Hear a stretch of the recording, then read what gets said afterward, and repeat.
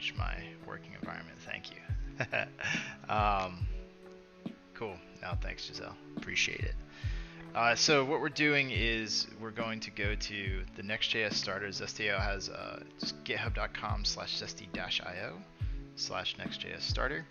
And from here, there's going to be a one-liner, and all you need is this one-liner. What it's going to do is going to reference this repo.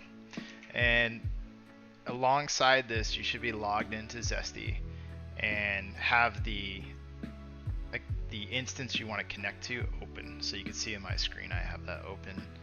You guys can see it here. So yeah, you can see in this screen I have this open, and so you open up your command line. You need to have node installed, and you need to have npm installed, and then what's going to happen, you just copy this one line right here and you just paste it right into your terminal. And the first thing it's going to ask is, what's your project name? My project name, I'm going to name it after my website, which is randypuzo.com. And then from here, it's npm is going to run and do its thing, which is going to be also connecting, like Next.js is running and doing its thing, so you're going to see it install packages. You just wait at this point. So while we're waiting, what we need to have ready and queued up is our instance ZUID. This is the identifier Zesty gives to an instance. Mine is up here in the corner. And when this installer is done, the first thing it's going to ask is for my instance ZUID. And you can see right down here, it is asking for that. Let me just make this a little bit clearer. So it says enter the content instance ZUID. I have it ready. I paste it. Now it's asking for my stage domain. So this is what's known as the preview URL. So I'm going to get my preview URL, just copy that whole URL, and I'm going to trim off the slash at the end, hit enter. It's asking for my production domain. It is https randypuzo.com. And stage password I'm going to leave, I don't have one. And source directory is my root, so I'm going to leave it, hit enter, and now this is going to run diagnostics, tech networks, and then create the articles. It happens really quick. So what it did up here is it went through, it made sure my configuration and all these directories existed, and then it checked the instance ZUID, checked all my variables. It was able to connect, and then it created components that match content models in Zesty. So then the next thing it says is to get started, change directory to Randy Puzo, because that's what I named my project. And then from there, I can just say npm run dev. Now it says server started, ready, go to localhost at port 3000. And over here, I have my localhost port 3000. I hit enter. And then what you're going to see is a very generic output at this point, which is it just says Randy Puzo's blog. This is Next.js running, and it's resolving my homepage to my homepage content model inside of Zesty. And you can see that it has this couple generic outputs. So I'm going to open the code and show you guys the code here. So I just canceled my npm run dev. I'm just going to type code dot, and this is going to fire up VS Code. That way I have VS Code open to show. And then I'm just going to load my terminal up behind the other screen over here. Let's see this guy, like that. And I'm going to npm run dev again. Just getting my all set up. Alright, so that's running here, and then now I'm inside my project, and I'm going to walk through the project. So this is still npm dev running up here, and if I refresh, I should get that. No problem. And in the code base, let's just look at the code base. So Next installs. Next is a couple key things. The Next config.js is what's important. This is what includes the information like the instance ZUID, the stage, production. So you could change this later. This is what that configuration script sets up, and this is what's used to synchronize. If there's new content models, you can synchronize down. So Next.js has a pages folder, which is kind of a key folder to Next.js, and here is where you can run server-side rendering, which is really critical. Why we like Next.js is for server-side rendering. And then there's lib for library, which has API sync and Zesty. These are all Zesty files that Zesty uses to interconnect and run the connection to the content management system. You can edit these files, but you don't need to. Just good to know that they're here. Zesty creates one component called zesty head, and this is what creates that dynamic head off of the object that we get down from the headless CMS. We'll show you that later, but that's the one component. And then we create a views folder. So it's views/zesty. And in the views folder, you're going to see there's a content model. For each content model in the system, there's going to be a component in the views directory. So we're just going to jump right in the home page, and you can see my home page over here at Puzo blog. Notice that this first thing that outputs is this H1. I'm just going to switch to the H2 and see that already. It's really quick. I already loaded that. It's now an H2. I'm not loading any CSS framework at this point. It's just straight up this a blank setup. So I don't really have CSS to work with. I can. And actually we could show an example of that, like getting going. So, but now know the basis of this is your base framework. You have a content model, which is essentially a view to every single page, and it automatically will load the content model based upon the path. So if I go to my actual live website now, randypuzo.com, go to about, I'm going to steal this URL here, and I'm going to paste it here. It's going to know that model, that page, that content item, and automatically resolve you all the data. And this is outputting the object you have access to. So I could go to, I think that's author page, and I can, display an image here. So I know my image is, it's going to be content, opening image, data, 0, URL. So we can just do this. So I want to open this up with an image. I'm going to go back to the top of my page. Source equals content dot opening image dot data. It's the first image and URL. And save.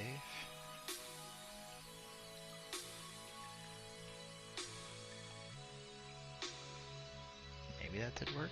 Let's see.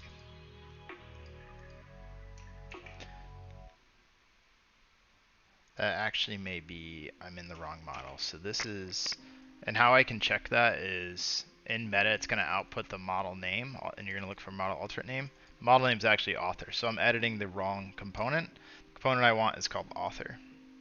So I'm going to go in here and I'm going to paste the code I just wrote right here, and I should see that change. It looks like it did. Boom. And that is a giant image. So let's add a just width 100%. That way we gotta get that. So see, now I'm loading my image inside. I have access to the image API in Zesty, which is really nice. So I can, customize this query. Customize the image by using query params. So I'll show an example of that. So I could say width our W here equals 400 for 400 pics. See if I'm doing that right. I need a money sign because I'm using a string literal. There we go. I get rid of this width now.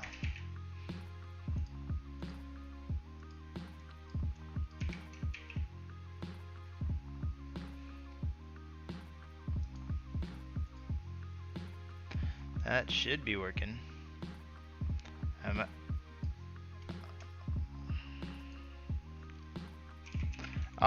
No, there it is. It's not W. I gotta actually type width. That's why. So width 200. But thanks, Giselle. Yeah, so width 200, I can go with 500 now, and you can see it change. I could then mess with it and say, blur equals 0.6. I think blur is a thing. There it is, 6. So now I'm blurring the image, and I believe I can grayscale it and mess with contrast. Really mess with my own image here. So yeah, this, if you search on the fly image API with Zesty, that'll come up. There's also a link right here. So the comment is nice. So each model outputs a comment, and there's a field that is referenced down below. So this is a field that you have access to, so it's just kind of a shortcut. It also gives you the link on where to edit it. So if I click this, it's super nice. It's going to open up where I can edit my schema in Zesty, which is really cool. So from there, I can just keep working inside of Next.js. And at this point, like if you know, Next.js is written in React, and React uses JSX, and this is all JSX. So you have access to pull in components, author components.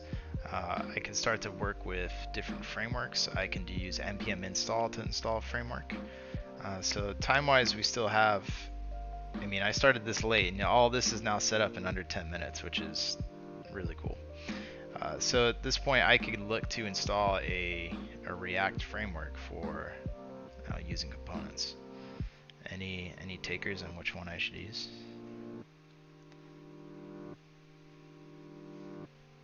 From our Discord channel? Nobody?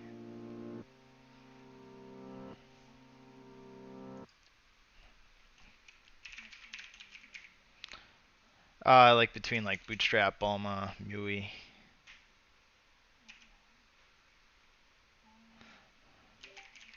And the only one chatting, so React Bootstrap, I believe, is what we would just get. I wonder if there's a next Bootstrap. Let's see. I don't think so, but let's see. Next Bootstrap. This doesn't look right. I believe I'm just gonna get a React Bootstrap. Bootstrap. Alright, so just getting started. So at this point, what's cool about Headless is you have access to all the modules in NPM, which is a very verbose area with tons and tons of options and stuff coming out, and it's easy to author your own and get on NPM too. So I'm just copying this line from my screen. If you're watching the live stream, you'd see both monitors. And then I'm just hitting enter, and then I'm going to install React Bootstrap. And we're going to test to see how quick this is. So it's showing importing components. The first thing it's going to have me do is import a button. So we're going to add a button to my author page once this is done installing. Alright, it's done installing. So npm run dev to get my server started again. I'm going to import button from React Bootstrap. I'm going to and let's see the button syntax. I believe is just going to be, I'll put it right below my image, call it button, and I'll give it some words. This is a button.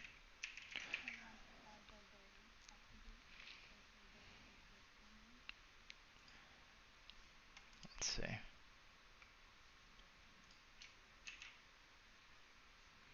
Variant.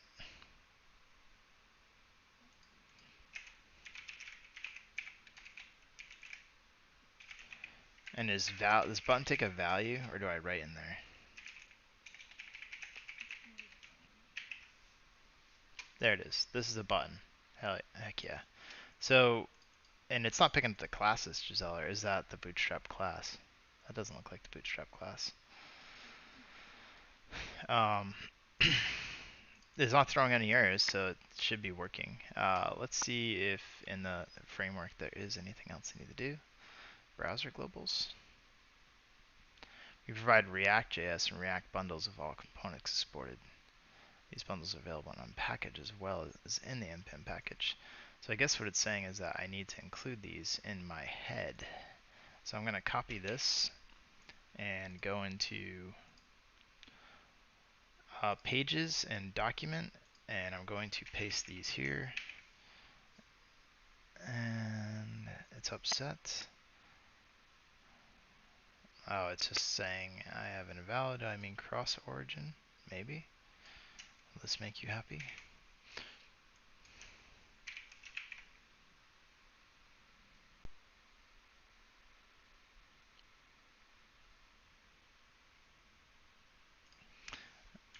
Which is nice. It's like it's being very strict with me. It's being strict with me. Like I am with my kid. Very strict. Very strict. Let's see. True. It's asking me to do that. Okay, it's happy about that. Now let's check. Still not happening. I'm not sure why that's not working there.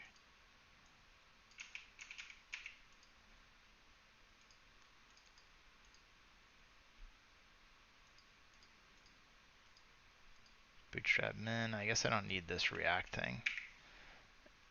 Oh, oh, these are React scripts. It's not Bootstrap.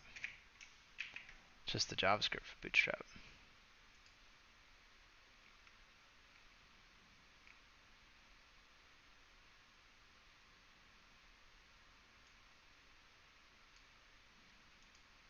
Here's the link.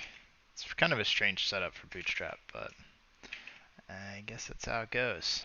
Alright, there it is. Now Bootstrap's running. So it's a little weird because I have access to the components, but they're expecting me to link to Bootstrap off the CDN, which is totally fine, but a little weird. But now we have access to these Bootstrap components, which is super cool. And Giselle, I know you are a Bootstrap guru, so you could probably tell me how to, you know, use divs and stuff. So it's like div, class.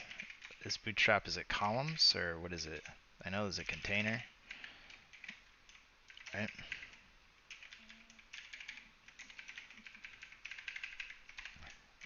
Div class row, right? Is it row? Yeah. Alright, so what I'm going to do is I'm going to place my image in a right column. Div class. Is it column or is it call?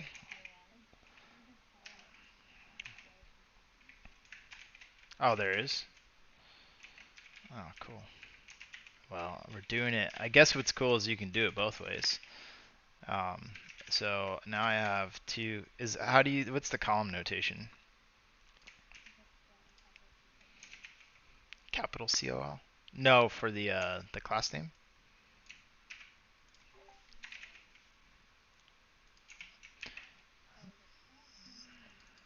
And then don't you say like for the number of it, like call is the, there it is. So I say, so I could say small like that.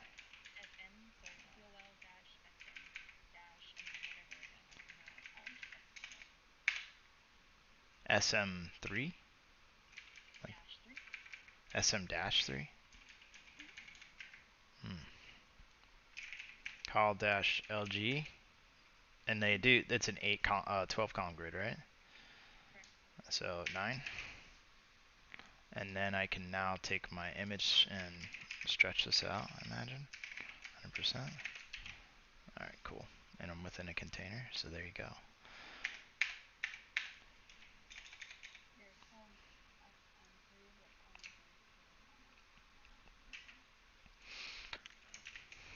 Got it. So it doesn't, in the way I'm showing it now, it doesn't really do anything. Alright, so what I have access to, name, email, image, I'm just going to drop in name for my H1. And I'm going to go ahead and change these to make this a little bit more relatively sized. Save. And I believe I have a short description and a description, which is I'm just going to copy this whole line. Content, description. I'm going to change this to a div because I'm using this dangerously set inner HTML, which matters for working with a WYSIWYG because you're going to get markup. So that way it pushes through the markup. You can see that here. For H1 though, I don't need to do that because it's just plain text. Excuse me. So I can just jam this out here. There you go. And then I can throw in H1, HR, hairline, and there's my page. So like it's how Quick is able to fire up a page, and I believe I also have access to things like I can do class, and is it MT4? Yes. Yeah. 12. Nope. 6. No. 5. All right, 5. All right, nice. And there you have it. So now I quickly was able to mark up, a page and get access to my data. I didn't have to write a single JSON request, right? But I'm still working in a headless environment, which is kind of wild to think working headless, but I'm not. I haven't writ a single fetch request yet. I'm gonna get rid of blur.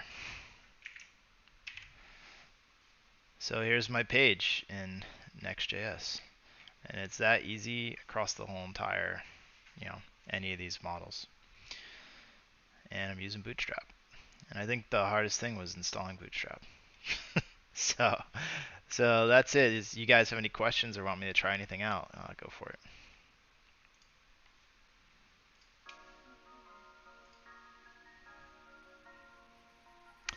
Yeah, so really quick. And then you obviously get access to NPM. And that's pretty much the wrap. So thanks for tuning. Oh, I'll take anything you got.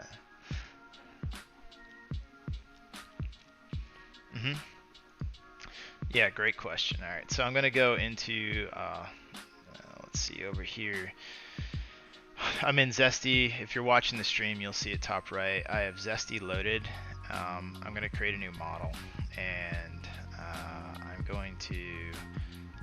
So what's funny is when you're making a new model, this headless model is a trick because when you're using Next.js, if you want a page to resolve, you actually want to use a page model because the page model is going to give you a path, and the path is how it resolves. A path like /about.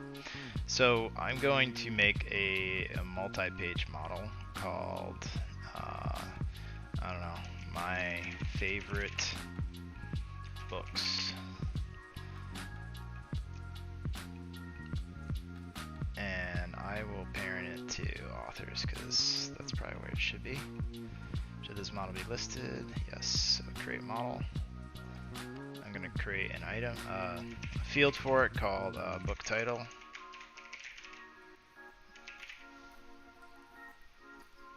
And I'll make an image for book image.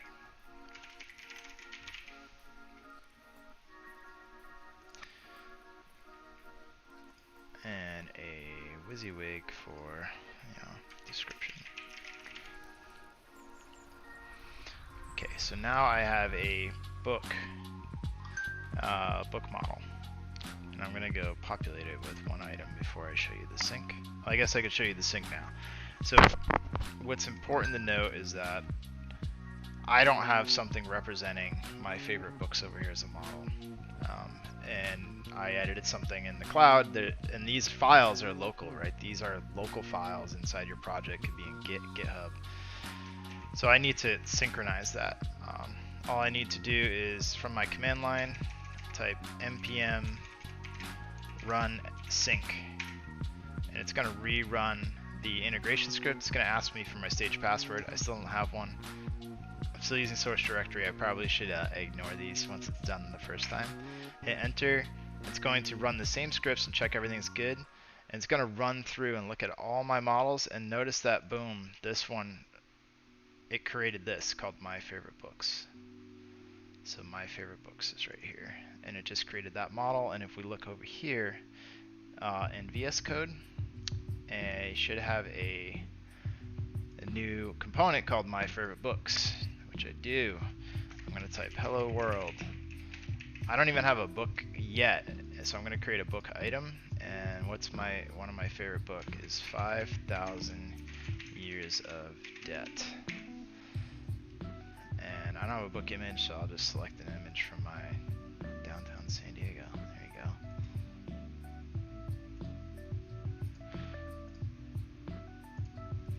And a book about money. Great item. Oh, I should show you one of the cooler parts.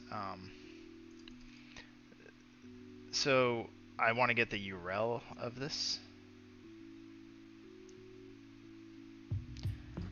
Go in duo mode, open up my preview, and I'm simply just going to grab this URL here, and I'm going to bring it into Next.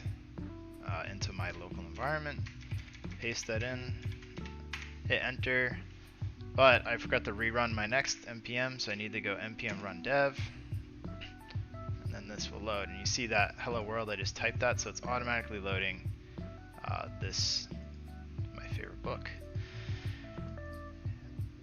And that's it. It's that simple. So you're going to want to run npm run sync, and you can see these inside the README. So inside the README of the repository which it copies from, it tells you how you get started, and it tells you how to synchronize. Which is really simple. Do you have any questions around that?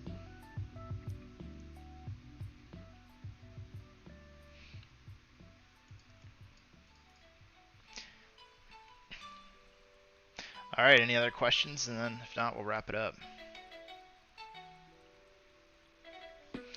I'll just note about sync is that it'll never overwrite your files. It's made to, if you start editing in a model, it's leaving it alone. And that's what's really important about it, is it expects that all these models are going to be edited because these are the views. So a sync won't overwrite it, only create things that it's missing. All right, well, everybody have a awesome time. That was